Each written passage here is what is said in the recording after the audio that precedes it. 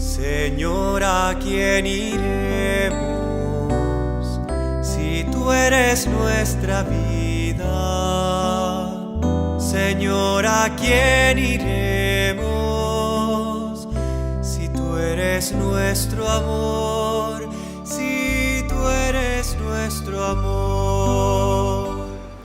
Volvemos a tomar conciencia, a despertarnos de tu presencia, Señor.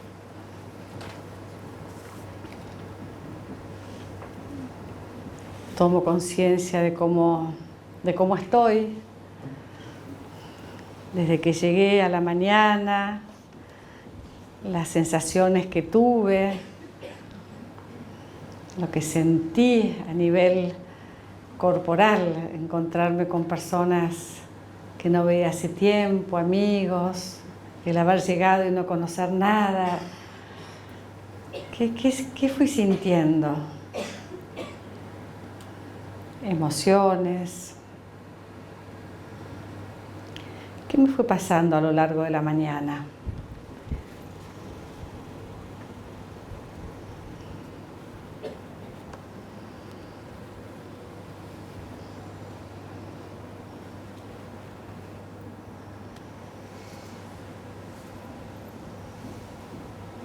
Me percibo siendo parte de esta pequeña comunidad, de esta mesa. ¿Cómo me siento?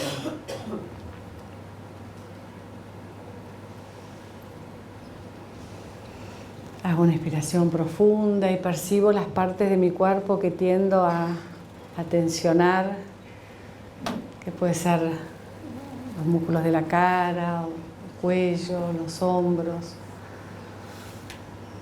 el pecho, la panza, las manos. Me percibo, me recibo, así estoy,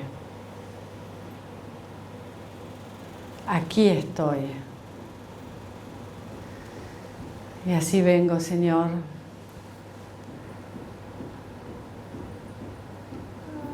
a que tu paz me aquiete,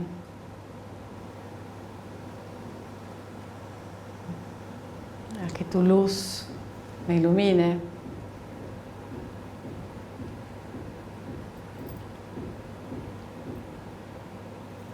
tu ternura me toque estas partes endurecidas, heridas, cansadas. Inspiro profundamente y en este minuto, ahora, la gracia de Dios está viniendo a nosotros. Oh, la gracia, el amor, la ternura, el consuelo, la fuerza.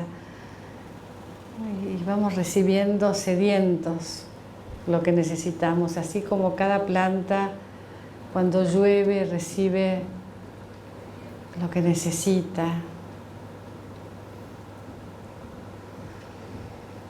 Esta lluvia de bendiciones me dejo. Tanto necesito, Señor. Ven, Señor Jesús.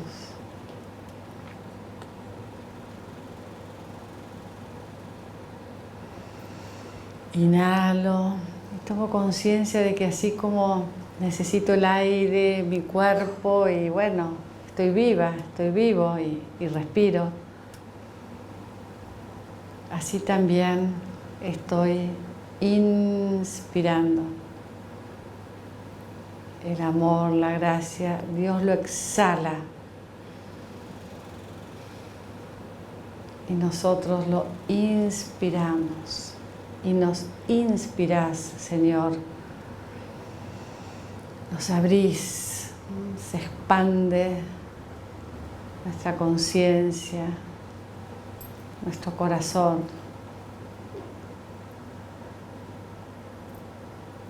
Aquí estoy, Señor.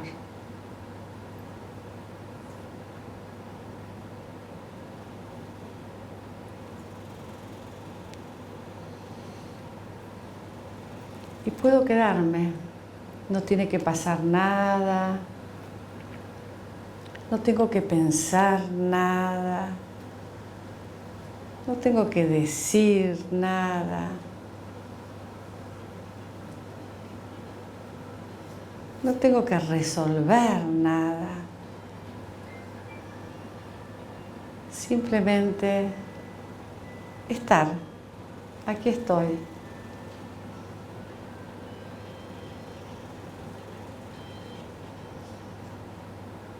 Y estar despierto. Despierto a vos. A vos en mí. Y desde dentro como un manantial de agua viva, y yo en vos, entregándome cada vez más. Es un acto de amor. Te entregás, te recibo, me entrego, me recibís.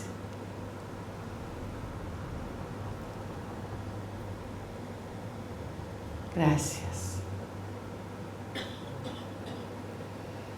Y así nos vamos a quedar respirando en Dios. Vos en mí y yo en ti.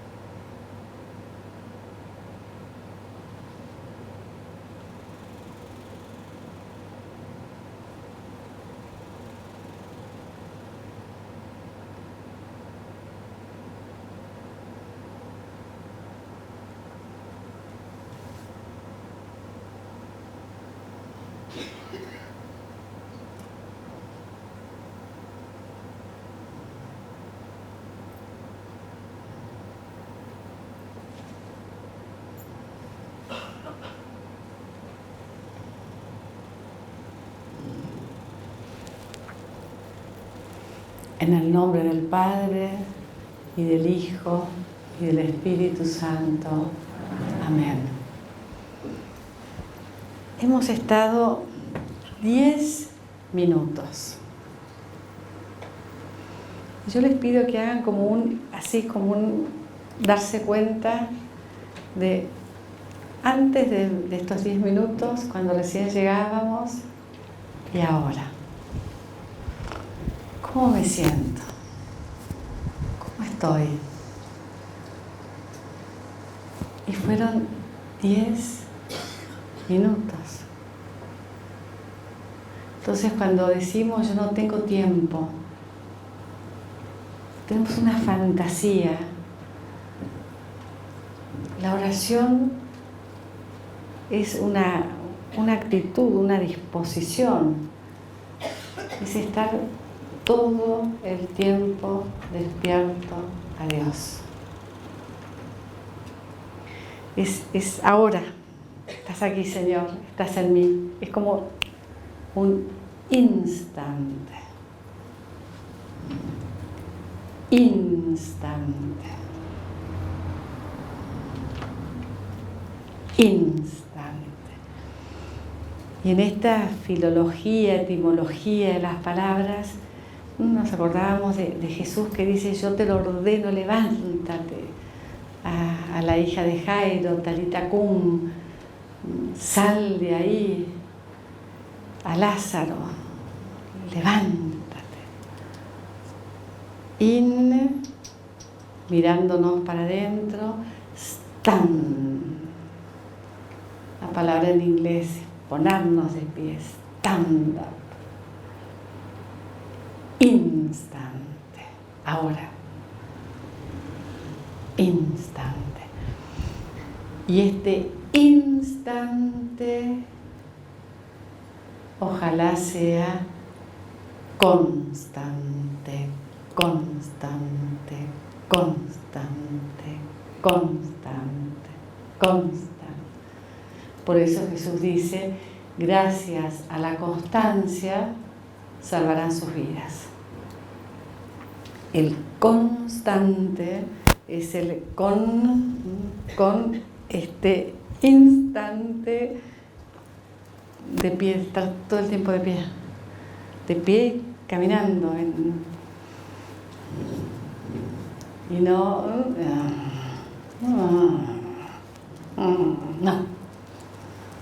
sin demora, rápidamente, inmediatamente, al instante. Fijémonos en los evangelios todas las veces que es María sin demora. El ciego inmediatamente se puso de pie, la suegra de Pedro inmediatamente se puso a servirlo. Es inmediatamente, sin demora, sin dilación. Está bueno. Entonces, ¿qué vamos a hacer ahora? Como nosotros estamos ya con esta decisión recontratomada, si no, no estaríamos aquí, pero necesitamos, Señor, que nos sigas enseñando en nuestro camino de discipulado, cómo es esta constancia, cómo es vivir siempre en este para adentro y para afuera, que es este tercer mapa que todavía no vimos, que es el de nuestros ámbitos. Está bien, yo voy para adentro y tomo conciencia de lo que pienso, de lo que digo, de lo que hago, de lo que siento, de mi presencia, de mi cuerpo. Estoy cada vez más despierto, más consciente. Para adentro. Entonces puedo hacerme responsable. Yo sé cuál es mi respuesta, porque me voy conociendo más y reconociéndome para adentro. Pero después, que soy yo, cada vez más despierto y más integrado en este proceso, voy al afuera, voy al mundo. Y este entorno, afuera, en nuestros mapas los hemos clasificado también en 5 ámbitos. Mi familia de origen, mi familia actual, la sociedad en la que me muevo, todos los otros, los demás, más cercanos, los desconocidos, los amigos y los enemigos, los de la periferia, todos. El ámbito de mi quehacer cotidiano, que puede ser un trabajo remunerado o no, mi quehacer, lo que hago. Y los espacios de ocio, ¿qué espacios tengo en mi vida que me recrean? Que vuelvo a mí, que vuelvo al sentido, que vuelvo a esta inspiración para poder después estar en la exhalación. Es este ritmo, esta armonía, este equilibrio que me hace estar presente, íntegro, entero. Cada tanto nos desbalanceamos y vuelvo. Cuando me desbalanceo me desubico y cuando me desubico me pierdo. Cuando me pierdo me desoriento y me voy de a poquito despersonalizando, deshumanizando, o muy encerrado o muy desparramado. Cada uno tenemos. Entonces veíamos hoy, ¿qué necesito? ¿Qué necesito? Pero para ver qué necesito tengo que tener claro qué quiero, si no, no sé qué necesito, según para qué. Entonces, en esto esencial, que es mi gran anhelo, ¿qué necesito? ¿Y qué está de más? Entonces, este umbral que vamos a pasar del control a la entrega es un pasaje. Porque todos tendemos a controlar por nuestra inseguridad, por tantas cosas, pero somos controladores. Y es como un juego que a veces es bastante perverso, porque controlo y me controlan, someto y me someten, domino y soy dominado, soy víctima y victimario. O sea, y más nuestros países latinoamericanos tenemos como ese estigma de conquistadores, colonizadores y colonizados. Es como arriba, abajo, abajo, arriba. Entonces, en este camino de discipulado que quiero dejar el control y entregarme y ver al otro como un hermano que camina a mi lado, hoy con este ritmo, hoy son ellos, mañana esto, pero mi prójimo, cualquiera, el que ahora está a mi lado. ¿Cómo es esto de amar a mi prójimo? ¿Cómo es esto de perdonar a todo el mundo? ¿Cómo se vive? ¿Cómo es vivir la vida amando? ¿Qué es el amor? Y además, es como que de repente, pero ¿quién sos, Señor? ¿Y quién soy yo? A veces también me pierdo ya ni sé quién soy. Porque estoy tan desparramada que puedo decir cómo soy en mi familia de origen, cómo soy en casa, cómo soy en la sociedad, cómo soy. Pero ¿cómo soy yo? No con estas roles, funciones. ¿Cómo soy yo en mi esencia? ¿Quién soy? Mi esencia. Mi verdadero, como así, ser, mi identidad. ¿Dónde estoy? ¿Quién soy? Entonces es como que se despierta en nosotros, quiero, es como abrirme camino, así quiero luz, quiero paz, quiero espacio, quiero armonía, bienestar, quiero estar bien.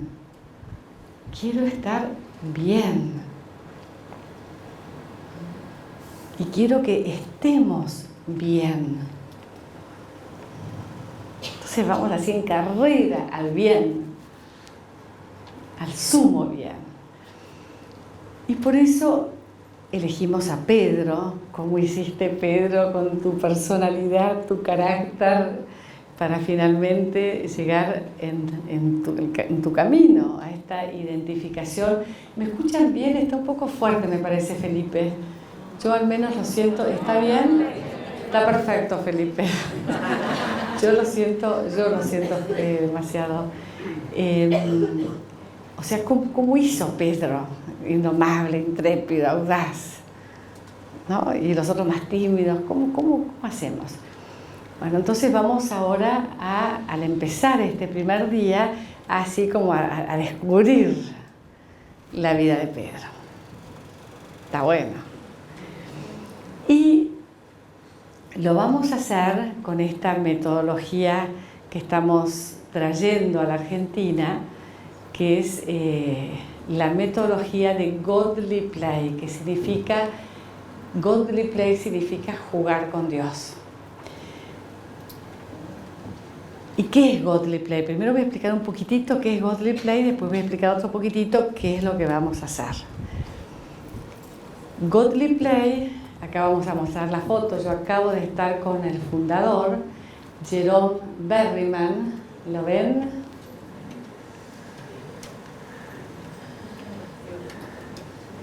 Tiene 80 y ahí tiene su bastón, estamos en su escritorio, donde tiene toda su biblioteca donada a la universidad.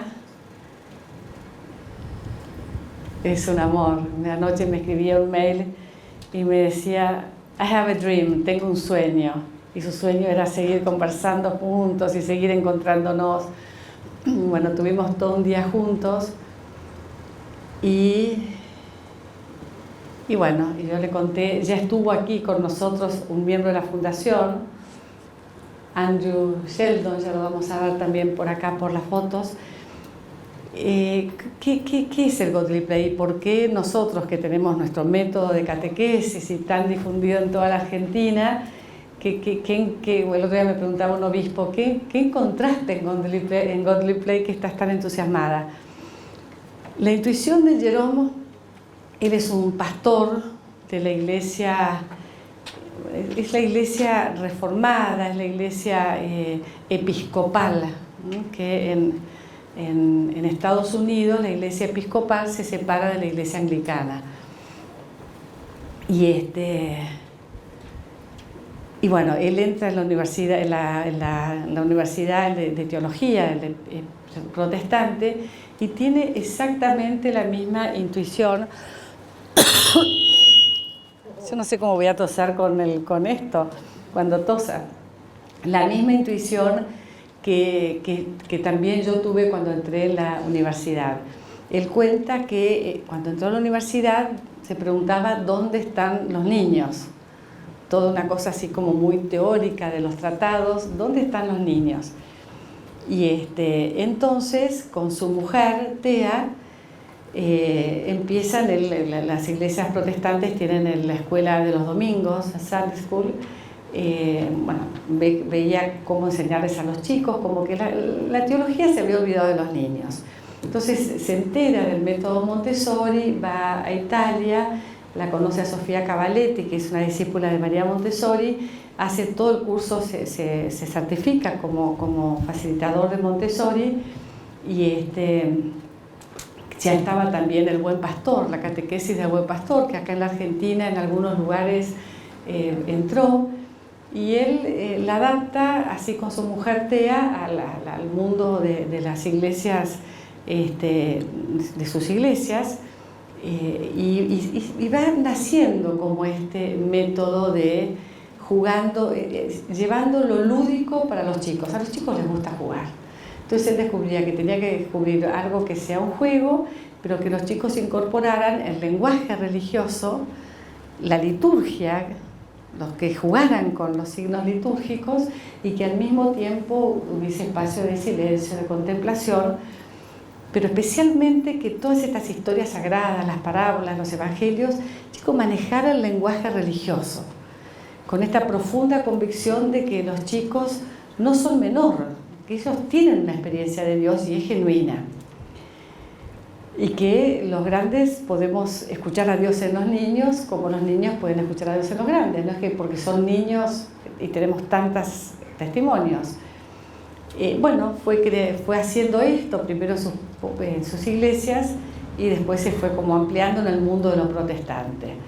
En el mundo de lo católico entra primero en Montevideo, y en esta comunidad de Montevideo, muy unida ecuménicamente con los protestantes, hay una de las chicas que se hace religiosa de la comunidad de Montserrat, que está haciendo todo un cambio, una innovación educativa, una monja española, que acá ha entrado mucho en este colegio y en muchos colegios de Buenos Aires y de otros lugares, con toda una innovación educativa.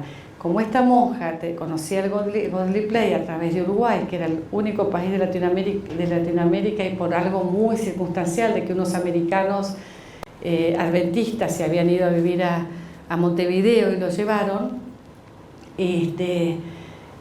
Montserrat lo conoce, le gusta y lo empieza a aplicar en sus colegios. Y empieza a entrar en España y la Conferencia Episcopal Española dice, esto está bueno.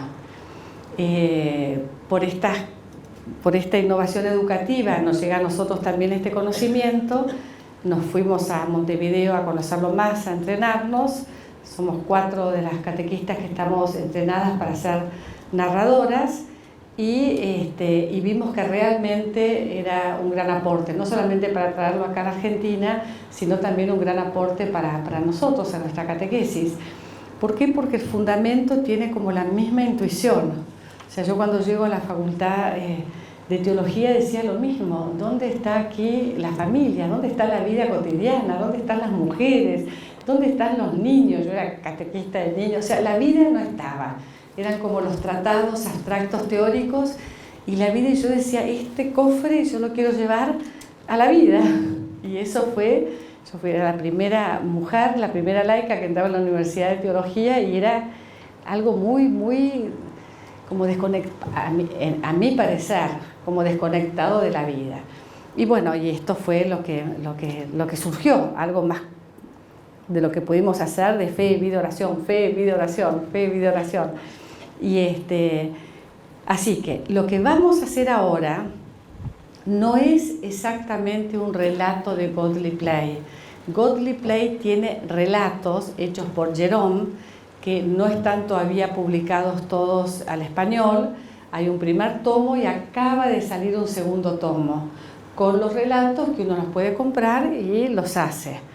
Las personas que pueden contar las historias de Godly Play tienen que estar certificadas que es esa certificación que tenemos 4 de nosotros.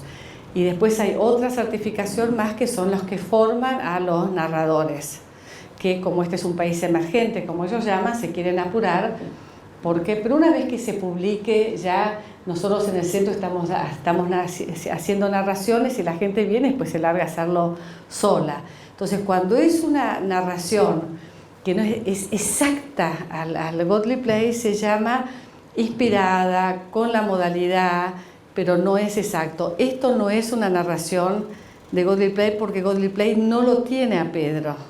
Yo le preguntaba a Jerome, ¿y ahora qué voy a hacer? La tuve que hacer yo, le dije, porque no lo tenés a Pedro. Bueno, pero Pedro, claro, protestantes, Pedro, edificaré mi iglesia, nada, correte Pedro. Ellos lo tienen a Pablo. Y bueno, y lo mismo con de la Virgen, hay muchas cosas que nosotros vamos a ir haciendo nuestras propias narraciones más católicas o más, algunas con la modalidad más exactamente igual y otras más con esto como es la de hoy de modalidad. Esto que vamos a hacer hoy, yo lo había hecho al principio para 2 narraciones. Una primera parte y una segunda parte. Aquí lo voy a hacer todo en una, porque es la única vez que vamos a hacer esta narración y después ustedes van a salir y van a seguir jugando afuera con el material y después en sus grupos. Entonces yo voy a hacer una narración. Las narraciones de Godly Play son un poco más breves que lo que yo voy a hacer ahora. No tanto en tiempo, pero sí a lo mejor en contenido. Por eso digo, es con la modalidad de Godly Play. Bueno, y él tiene algunas otras diferencias. Pero después les voy a seguir contando un poco más de esta metodología para que la puedan ir haciendo y jugando. Lo más importante es jugar. Después esto de estar en grupos pequeños y escuchar y la pregunta es lo que fundamentó la escuela de catequesis cuando hace 47 años la comencé, que era tan novedoso. Y bueno, y lo de él fue siguiendo como es el mismo espíritu, porque él también son grupos pequeños, es también con la pregunta, es muy, muy similar. Por eso nos hemos fue un amor como a primera vista. Y seguramente nosotros, así como él hizo su propio camino del buen pastor y se separó de Montessori, con el tiempo también nosotros haremos nuestro propio camino y con lo específicamente más nuestro, pero inspirados con esta modalidad que es un aporte gigante, maravilloso para la evangelización, para la catequesis, para todo. Así que ojalá lo disfruten. Una de las cosas que se empieza en Godly Play, hay solamente 2 adultos en los grupos, son grupos pequeños, y está el portero que les va preguntando a los que van entrando si están listos para escuchar esta historia. Y el que no está listo espera hasta entrar. Los que están listos entran y cada uno tiene su lugar. Entonces, y cuando entran está el narrador sentado esperándolos. Entonces, yo les voy a preguntar si están listos para empezar. Bueno, vamos a disfrutar entonces nuestra narración. Voy a ver acá.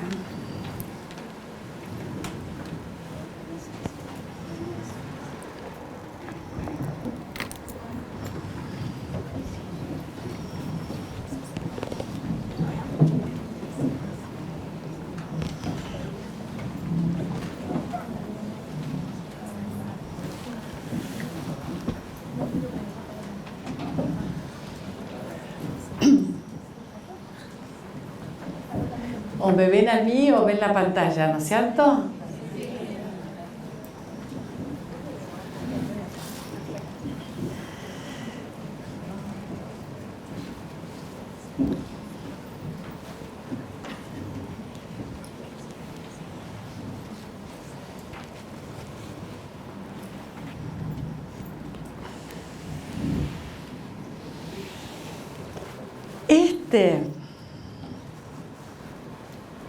es el país de Jesús.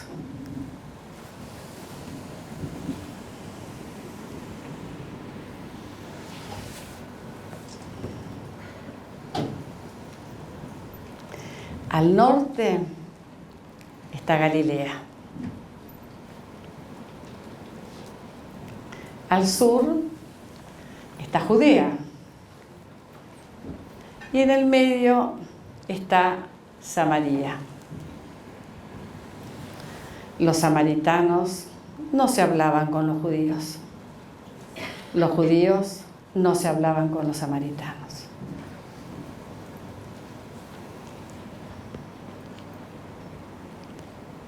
En Galilea hay un mar. En realidad es un lago, pero lo llaman el mar de Galilea. Sus aguas son muy dulces. Hay muchos pescados.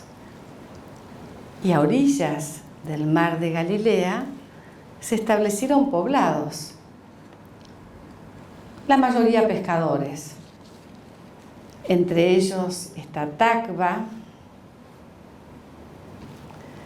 Cafarnaún y Betsaida.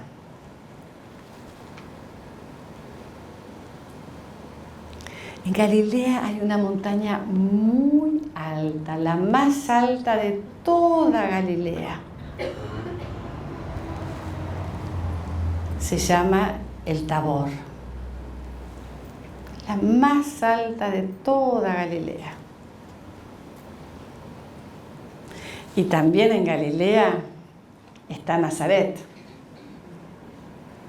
la ciudad donde vivió, donde creció Jesús. Galilea está llena de flores y de cultivos. Es una región verde. Del mar de Galilea nace el río Jordán. El río Jordán riega toda esa zona, la hace muy fértil y su agua se utiliza para todos los cultivos. El río Jordán desemboca en el Mar Muerto. ¿Y saben por qué se llama muerto? Porque no hay vida en sus aguas. Nadie puede vivir en el Mar Muerto. Ni un pez, ni una planta. Tiene tanta sal que nadie puede vivir. Lo llaman el Mar Muerto. En la región de Judea hay mucho desierto. Es una región seca, desértica. En Judea se encuentra la gran ciudad de Jerusalén, con su gran, imponente templo.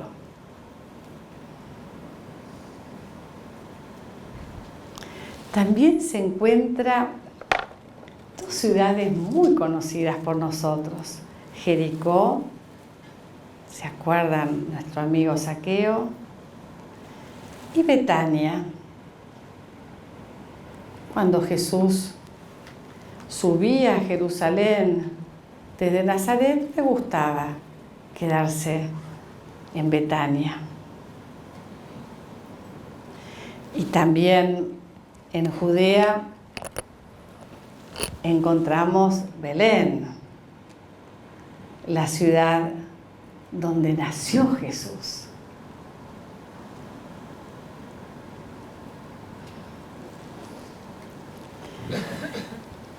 Un día,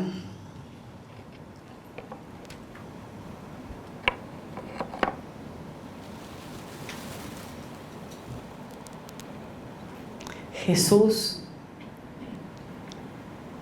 se acercó tanto a su Padre y su Padre se acercó tanto a Jesús que Jesús supo que había llegado la hora de marcharse de Jerusalén de Nazaret, de marcharse de Nazaret y de ir a la zona del lago de Galilea. Tenía alrededor de 30 años. Y allá en Galilea empezó a predicar, a hablar acerca de su Padre.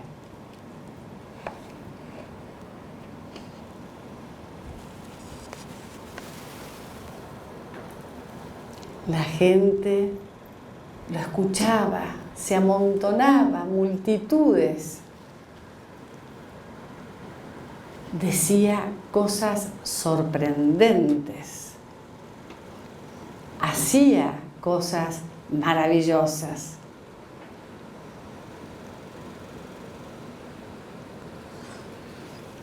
Un día Jesús vio a lo lejos dos pescadores que estaban limpiando sus redes. Jesús le pidió a Pedro la barca para que desde la barca pudiera hablar a la multitud. Nadie nunca les había hablado así. Y después le dijo a Pedro que por favor navegara mar adentro. Y Pedro, que estaba tan cansado, había navegado toda la noche, no habían pescado nada, estaban limpiando las redes. Le dijo: maestro, he estado toda la noche, no he pescado nada. Jesús le dijo: tira las redes.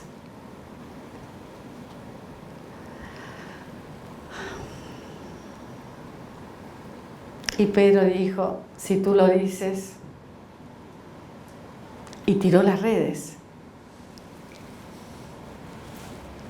Y sacaron tal cantidad de peces que tuvieron que llamar a la otra barca. Entonces Pedro, que seguramente había pensado mal de Jesús, le dijo: aléjate, Señor, apártate de mí, porque yo soy pecador.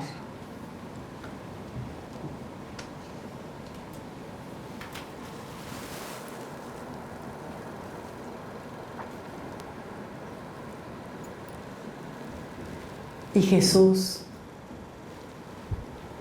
lo miró y le dijo: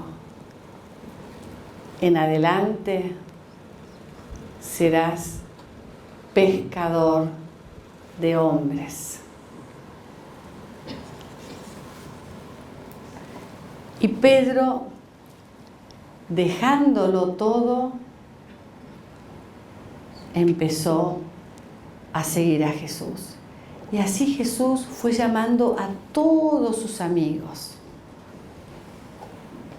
Sus íntimos amigos eran 12. Y había muchísimos discípulos, varones, mujeres, niños. Y los seguían a todas partes.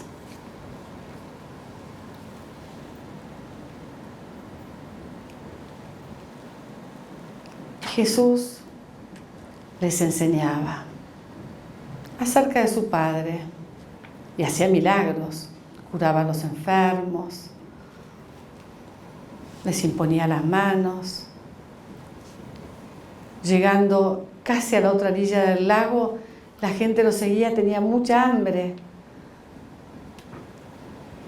Y sus amigos le decían: ¿con qué les vamos a dar de comer? No tenemos nada para darles de comer. ¿Y saben lo que hizo Jesús?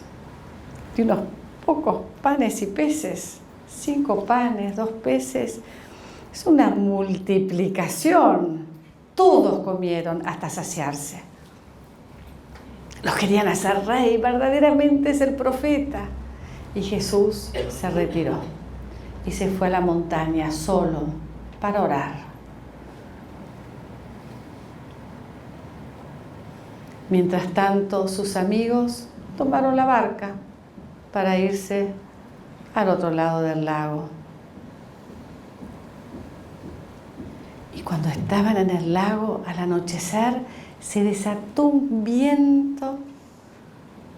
Empezaron a tener mucho miedo, y mucho más miedo tuvieron cuando vieron que se acercaba, caminando sobre las aguas, alguien. Pensaron que era un fantasma. Pero uno de ellos dijo: ¡es el Señor! Y ahí Pedro, que no dudaba y era el más intrépido: Señor, si eres tú, mándame ir sobre las aguas. Y Jesús le dijo: ven. Y Pedro se bajó de la barca y empezó a caminar sobre el agua. Y de repente se dio cuenta de lo que estaba haciendo y vio la violencia del viento y dejó de mirar a Jesús. Lo dejó de mirar. Miraba el agua y se hundió. Señor, sálvame.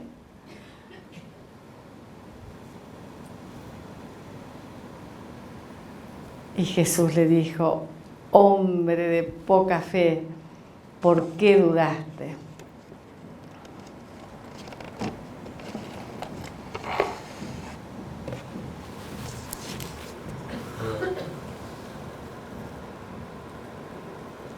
Hombre de poca fe, ¿por qué dudaste?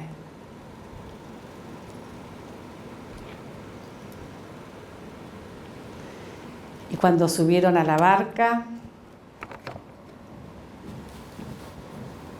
todos le dijeron: verdaderamente, tú eres el Mesías que estamos esperando. Se estaban dando cuenta que Jesús era diferente a los demás maestros de Israel.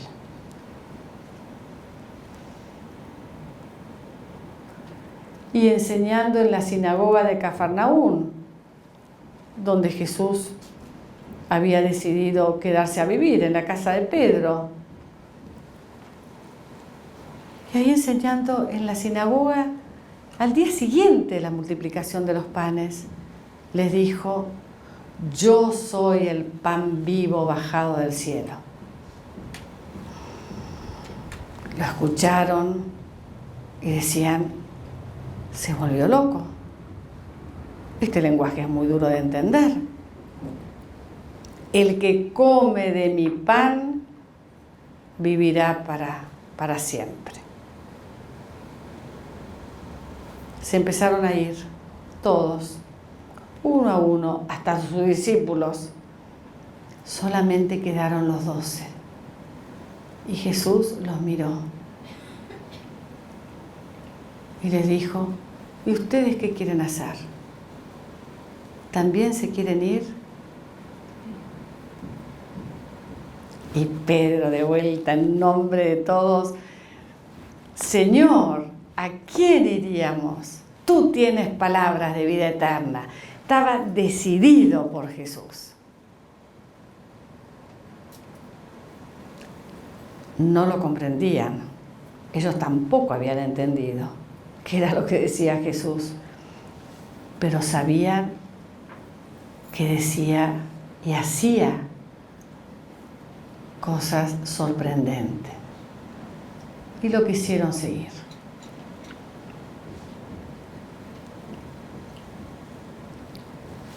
Una tarde Jesús le preguntó: ¿y ustedes quién dicen que soy yo? Unos dicen el Juan Bautista, otros dicen... No, pero ustedes, ¿quién dicen que soy yo? Y de vuelta: Pedro, tú eres el Hijo de Dios vivo. Y Jesús le dijo: feliz de ti, Pedro, porque esto te lo reveló mi Padre que está en el cielo. Y yo te digo, tú eres Pedro, y sobre esta piedra edificaré mi iglesia.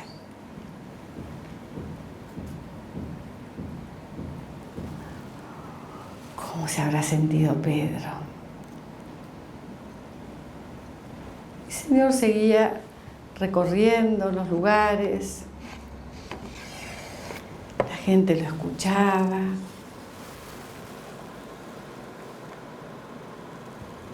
Muchos lo seguían, pero otros no. No querían escucharlo, no lo comprendían, querían ponerlo a prueba.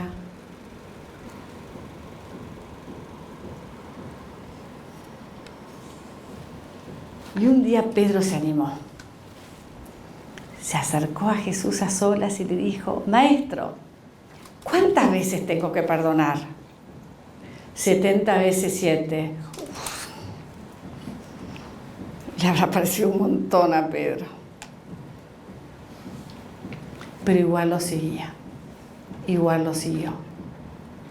Hasta que un día Jesús dijo: miren, yo tengo que ir a Jerusalén. Allí los sumos sacerdotes, los sacerdotes del templo, me van a poner preso, me van a matar, pero yo voy a resucitar al tercer día. Cuando escuchó esto, Pedro le dijo: de ninguna manera, no vas a ir a Jerusalén, no lo permitiré. Y Jesús le dijo: Pedro, apártate de mí, Satanás, porque tus pensamientos no son los pensamientos de mi Padre. Y le dio la espalda.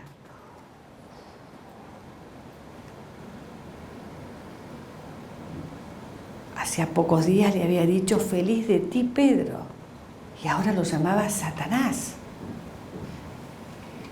No podía entenderlo.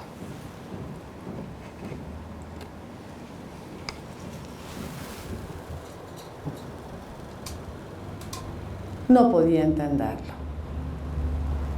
De ninguna manera podía entender para qué Jesús iba a ir a Jerusalén si sabía que lo iban a matar.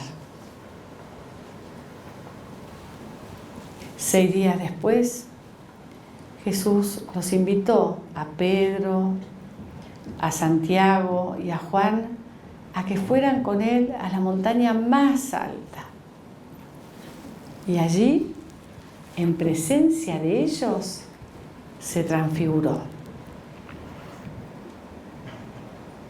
Y ellos vieron las vestiduras blancas como la nieve y que Jesús estaba hablando con Moisés y con Elías de su partida a Jerusalén.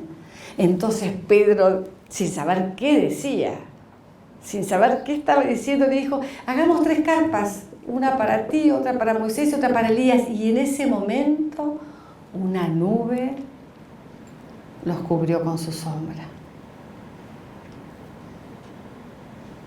Y se oyó una voz desde el cielo que decía: este es mi Hijo muy amado, escúchenlo.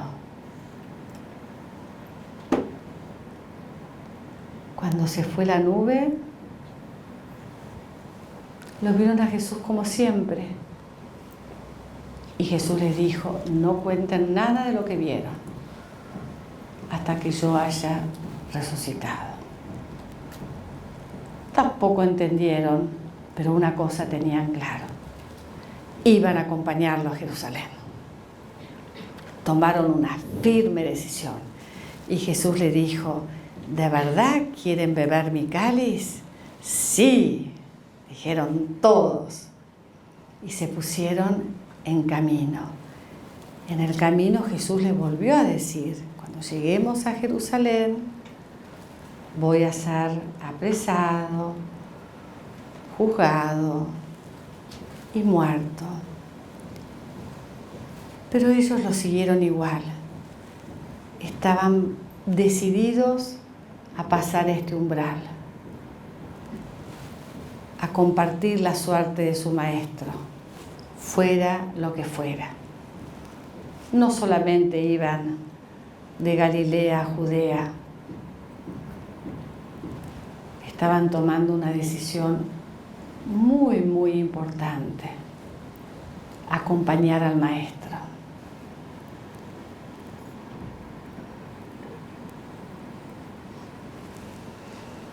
Allí en Jerusalén, Jesús predicaba desde la explanada del templo a todo el que lo quisiera escuchar. Sí, había muchos que no lo querían escuchar. Y decidieron matarlo. Y Jesús sabía esto. Entonces, la noche de Pascua, reunió a sus amigos en una sala alta, y allí Jesús sabía que había llegado su hora. Hizo y dijo cosas muy importantes. Empezó a lavarle los pies. Y Pedro dijo de vuelta: maestro, no me vas a lavar los pies a mí, vos que sos el maestro. Y Jesús le dijo: Pedro, si no te lavo los pies, no vas a compartir mi suerte. Entonces también la cabeza. No, Pedro, con los pies es suficiente.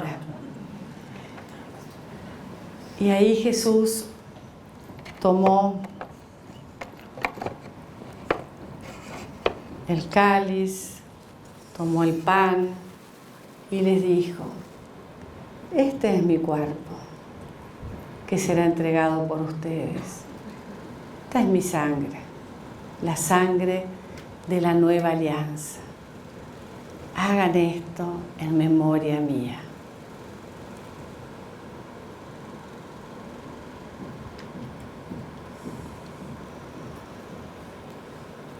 Y como sabía que había llegado su hora, le dijo lo más importante: ámense como yo los he amado. Permanezcan en mi amor. Jesús sabía quién lo iba a entregar. Y Pedro se dio cuenta y le dijo: maestro, yo voy a dar mi vida por vos. Y Jesús le dijo: Pedro, antes que cante el gallo, me habrás negado 3 veces. Y después de comer, se fueron al monte de los Olivos. Y allí Jesús les pidió que los acompañaran, que estuvieran despiertos. Y él se puso a orar con el Padre: Padre, si es posible, aparta de mí este cáliz, pero que no se haga mi voluntad, sino la tuya. Y 1 vez, y 2 veces, y 3 veces volvía y los encontraba dormidos, de cansancio, de tristeza. Y por 3 veces volvía a orar al Padre con las mismas palabras. Hasta que al final dijo: bueno, ya está, ya llegó mi hora. Y vinieron los soldados del templo y los sumos sacerdotes y lo apresaron y lo llevaron preso, encadenado, a la casa del sumo sacerdote. Todos se fueron corriendo, muertos de miedo de que les pasara lo mismo. Pero Pedro se animó y siguió, y se quedó fuera, en el patio de la casa del sumo sacerdote. Y ahí una que estaba sirviendo, un guardia y después otro guardia, los 3 le dijeron 3 veces: tú eres uno de ellos, tu acento te traiciona. Y Pedro dijo: no, de ninguna manera, no lo conozco, no sé de qué hablan. Y en ese momento cantó el gallo. Y Pedro se acordó y lloró amargamente. Y Jesús lo miró. Y Pedro supo que lo amaba.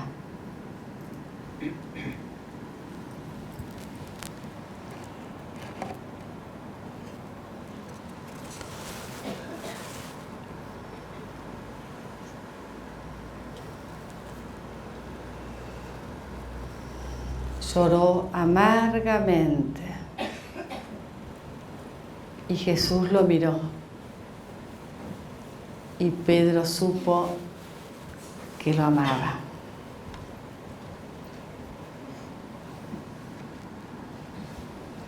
Y a Jesús lo crucificaron y lo mataron y lo enterraron. Lo pusieron en una tumba y sellaron la tumba con una piedra pesada y redonda para que nadie pudiera sacar el cuerpo de Jesús. Encerrados en una casa, muertos de miedo. ¿Qué había pasado? Desconcertados, tristes. A la mañana del tercer día, una de las mejores amigas de Jesús, María Magdalena, se animó a ir a la tumba. Se animó ese domingo. ¿Y qué pasó? Jesús no estaba. La tumba estaba vacía. Alguien había sacado esa pesada piedra. María Magdalena fue corriendo a contarle a los demás: Jesús resucitó, como había dicho. ¿Qué está diciendo esta mujer? Pero sin embargo, Pedro y Juan corrieron hasta la tumba, corrieron, y llegó primero Juan porque era más joven, pero no entró. Dejó que Pedro llegara y entrara, y se asomaron. Era verdad. Jesús no estaba. La tumba estaba vacía. Solo estaba el sudario con que lo habían envuelto.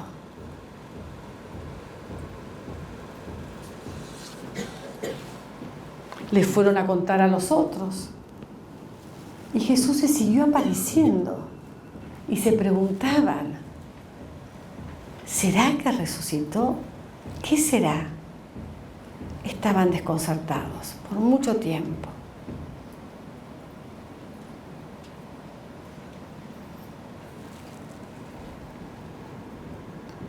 Y volvieron a sus ocupaciones, a su vida, a sus casas, a Galilea.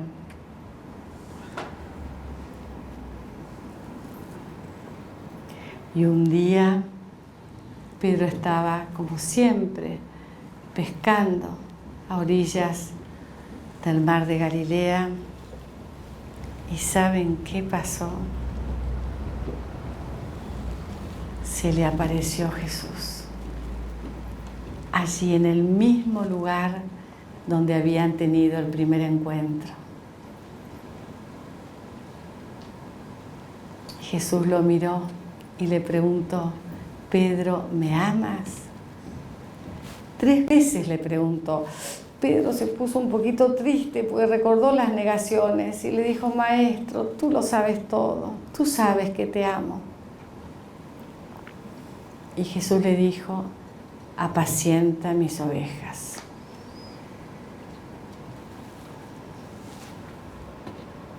Y Pedro hizo lo que Jesús le dijo. Apacentó las ovejas. Fue el primero que hizo el primer discurso diciendo: Jesús murió y resucitó como lo había dicho. Y predicó el reino de los padres. Y murió como murió Jesús. Entregó su vida por Jesús.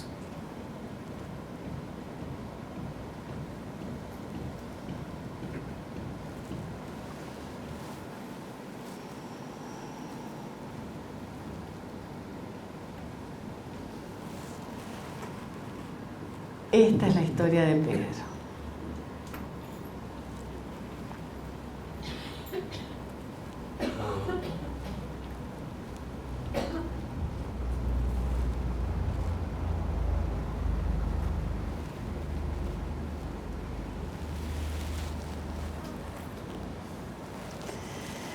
Yo me pregunto,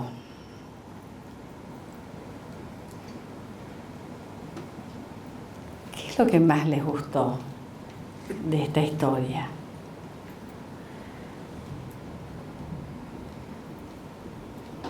¿En qué lugar de la historia están ustedes?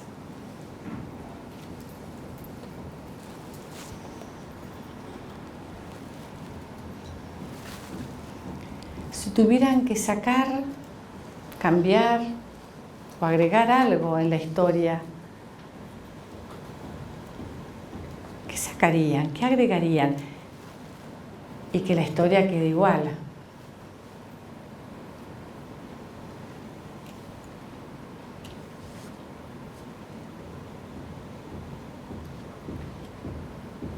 Yo me pregunto, de toda esta historia, ¿cuál habrá sido lo más importante para Pedro?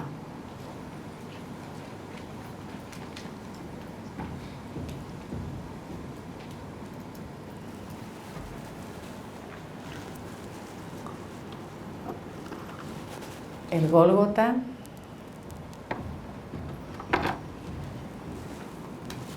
Getsemaní,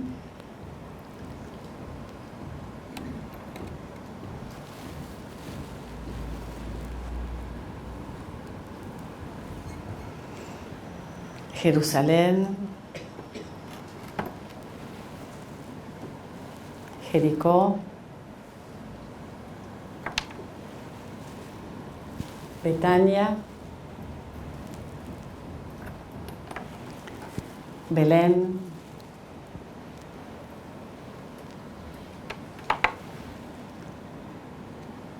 Nazaret,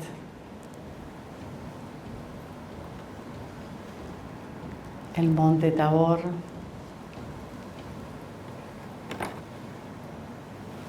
Tacba, Cafarnaúm, Betsaida,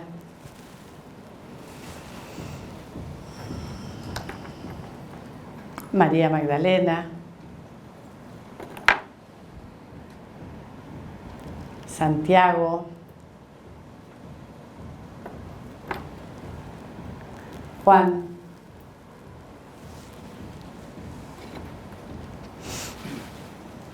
el Mar Muerto, el río Jordán, el mar de Galilea,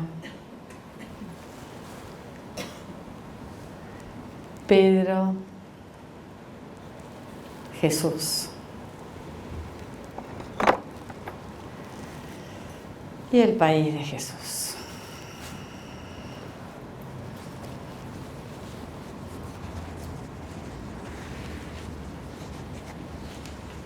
Yo guardo todo en la caja porque ustedes después la pueden sacar y jugar cuando quieran.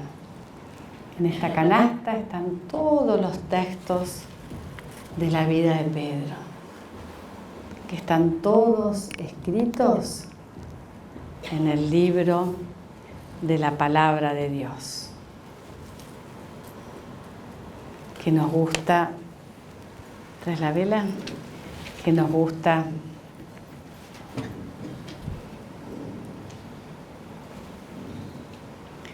poner esta luz, porque tu palabra, Señor, es la luz que ilumina nuestra vida.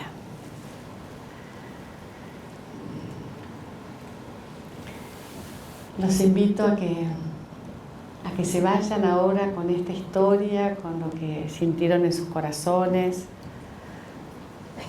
de qué manera ilumina su propia vida.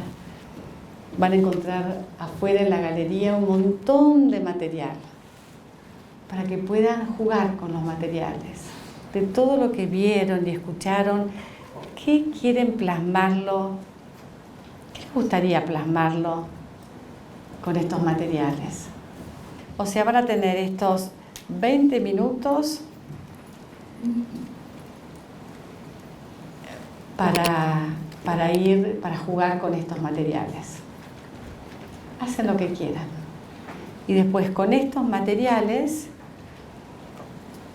van a volver aquí y desde aquí se van a ir con sus coordinadores al lugar que sus coordinadores eligieron y prepararon para hacer las compartidas.